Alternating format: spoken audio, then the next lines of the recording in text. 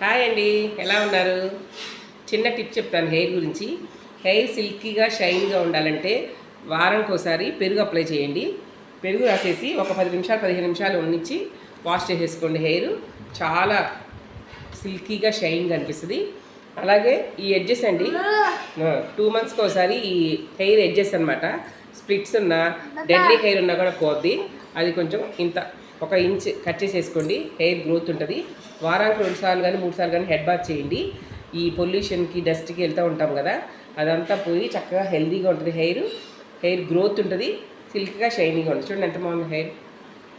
ఇవి పాటించండి, మీ హెయిర్ బాగా గ్రోత్ ఉంటుంది అనమాట. Satya food blogs channel like, share, subscribe. చెప్పు. Satya food blogs channel like, share, subscribe.